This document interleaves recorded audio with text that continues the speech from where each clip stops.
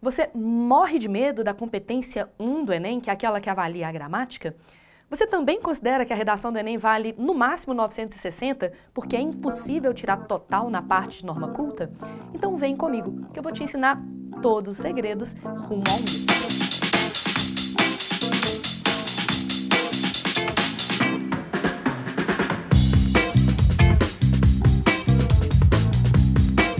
De acordo com o manual do participante, a competência 1 avalia o domínio da norma padrão da língua escrita portuguesa. E o que isso significa? No final das contas, você tem que falar que você conhece a escrita formal da língua, ou seja, gramática e vocabulário. Só que o Enem não te conta que, além desses dois quesitos, existe um terceiro. Além do respeito às regras gramaticais, por exemplo, ortografia, pontuação, concordância e regência, a gente avalia também a fluidez do texto, ou seja, a sua estrutura sintática, a sua organização das frases. Por fim, eu também vou avaliar no seu texto o seu léxico, ou seja, o seu vocabulário. E o seu vocabulário ele precisa ser formal, correto e preciso.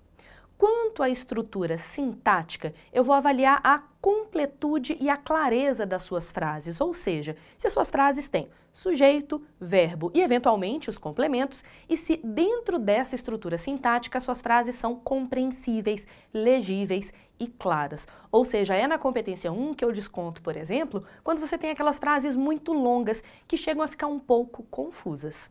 É dentro da competência 1 que a gente avalia, desde 2018, os chamados problemas de construção sintática. O que é essa ideia de construção sintática? É a estrutura da frase. Eu preciso que você construa períodos completos e claros, evitando, por exemplo, frases excessivamente longas e difíceis de serem compreendidas.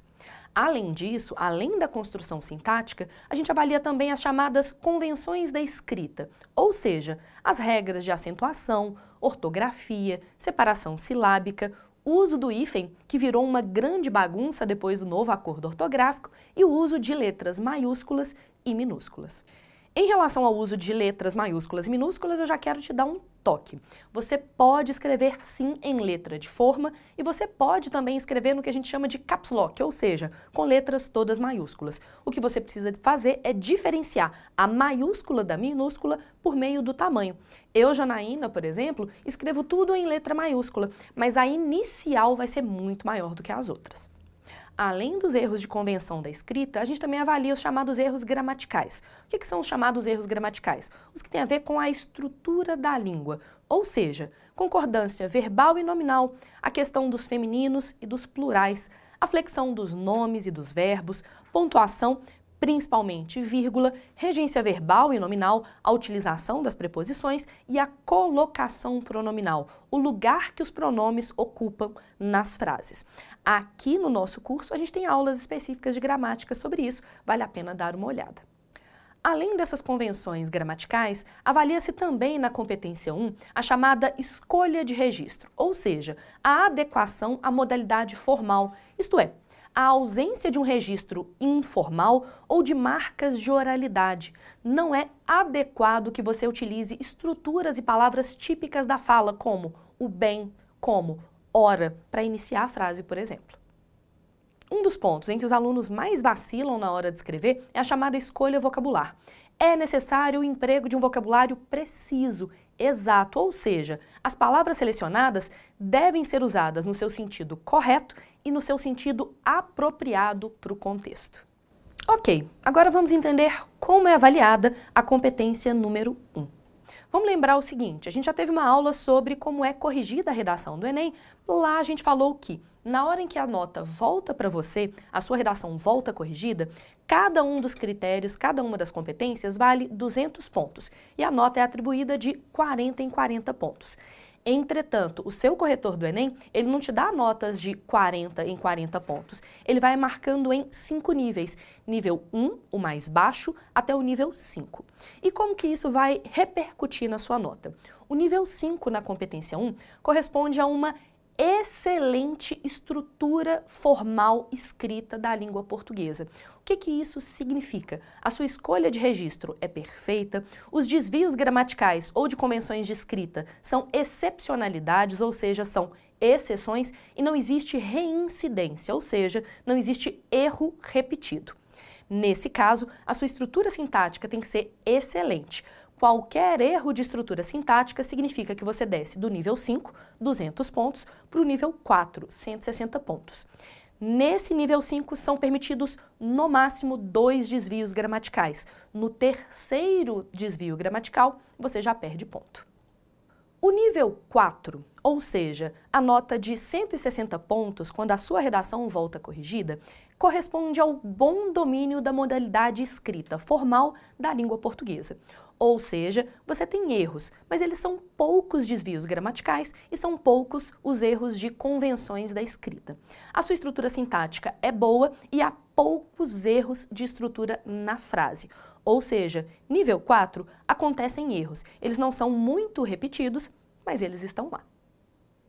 No nível 3, que corresponde à nota de 120 pontos, isso significa que você tem um domínio mediano da língua escrita formal.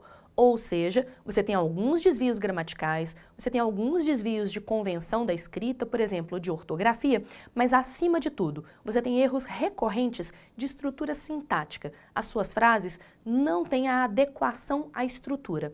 E o que isso significa? Você tem muitas frases truncadas, fragmentadas, em que faltam pedaços. Ou seja, determinante dos níveis mais baixos de aproveitamento, a estrutura da sua frase. Então vale a pena às vezes dar uma revisada na parte de sintaxe da sua gramática. Nível 2 de aproveitamento significa que você tem um domínio insuficiente da modalidade formal escrita da língua portuguesa.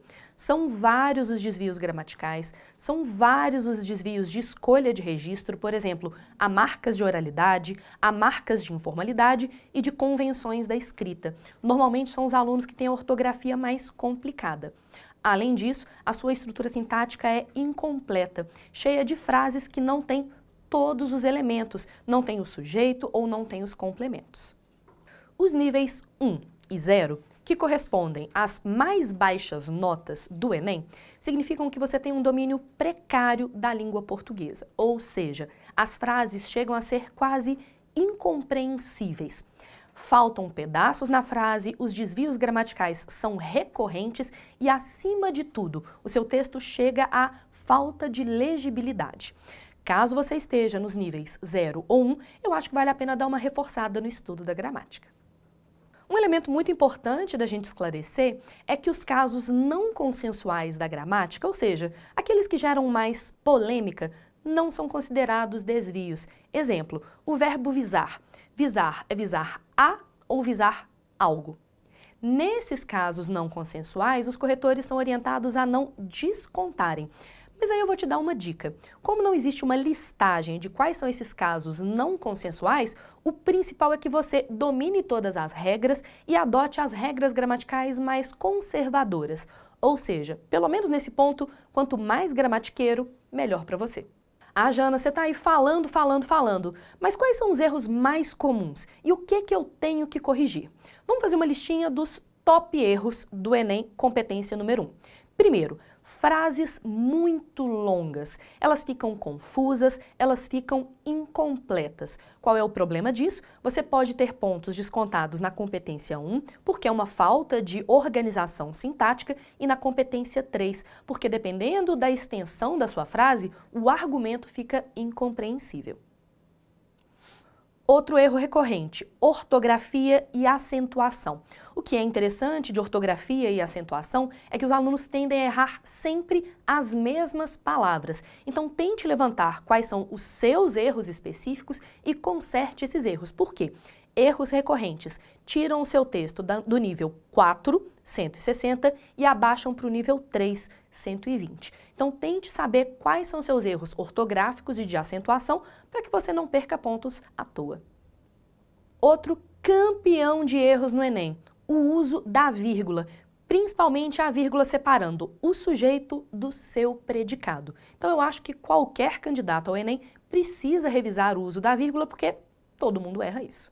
Tem também o erro da crase, aquela que no final das contas é o terror do vestibulando. Revise as regras de crase e se lembre, algumas das crases são facultativas, assim como os erros de concordância. Vale a pena se concentrar nesses top 3 erros: uso da vírgula, uso da crase, uso da concordância. Outro erro muito comum é a utilização de marcas de oralidade, palavras que são características da fala e que são transferidas para a escrita. Por exemplo, eu recentemente corrigi uma redação em que um aluno falava de um vacilo do governo, completamente inadequado para uma situação formal de produção de texto. Outro erro muito comum na fala e que a gente tem transferido para o texto é a diferença entre onde e aonde.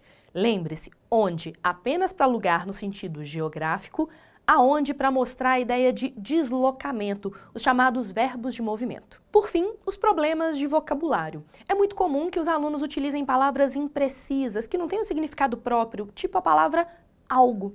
Não use essas palavras que são inexatas e imprecisas. Além disso, é muito comum o erro de repetição vocabular, utilizar várias vezes os mesmos termos. Isso é especialmente comum quando a gente tem temas muito específicos na prova, o que tem se mostrado uma tendência do Enem nos últimos anos. E daí, Jana, como que eu vou me sair bem na competência 1? Como que eu vou resolver esses erros? Dicas. Primeiro, o que eu chamo de regra das 3 linhas. O que é a regra das 3 linhas? Independentemente do tamanho da sua letra, normalmente um período equilibrado vai ter por volta de 3 linhas. Então o que eu sugiro? Comece a escrever. Observou que você está chegando ali perto das 2 linhas e meia? Procure um lugar para você pôr o ponto final e recomeçar o período, de modo que você tenha um período extenso, ok, mas ainda compreensível. Um outro truque é a leitura em voz alta. Eu faço isso muito com os meus alunos. Quando eu estou corrigindo o texto com eles do lado, eu leio o texto deles em voz alta. Ler o texto em voz alta aumenta o estímulo. É mais fácil de você perceber problemas de estrutura sintática ou de repetição vocabular. Então crie o hábito. Acabou de fazer uma redação, deixa ela dar uma descansada, dali a 1 hora e meia, volte. Leia aquela redação em voz alta, procurando repetição vocabular, períodos muito longos ou períodos fragmentados em que faltam pedaços. Outra dica para melhorar o seu desempenho: faça um levantamento dos seus erros recorrentes, ou seja, pegue suas últimas 3, 4, 5 redações e observem quais são os desvios de competência 1 que têm sido indicados pelos seus corretores. A partir desse levantamento é que eu te sugiro que estude. Só que não adianta só estudar, ficar lendo gramática. Identifique, por exemplo, qual que é a regra de vírgula que você erra. Estude essa regra de vírgula, volte para o seu texto e tente observar aquela regra sendo errada ali. Por quê? Consciente das suas tendências ao erro, é maior a probabilidade de, escrevendo, você perceber que estava ali caindo naquela armadilha de Satanás. Ou seja, identifique o erro, estude o erro, identifique o erro dentro do seu texto e aí corrija na sua prática. Um outro exercício imprescindível para os alunos e que aqui no nosso curso a gente vai fazer muito juntos é a leitura de textos nota 1000 e de textos midiáticos de estrutura dissertativa argumentativa, principalmente editoriais. Você vai ganhar em vocabulário e em domínio gramatical. É interessante aprender a partir do acerto dos outros. Outra estratégia para melhorar seu desempenho na competência 1, eu já ensinei em algumas aulas atrás, é a ideia de fazer um vocabulário do tema, se preparar fazendo o campo semântico das principais palavras-chave para ter boas opções lexicais na hora da escrita.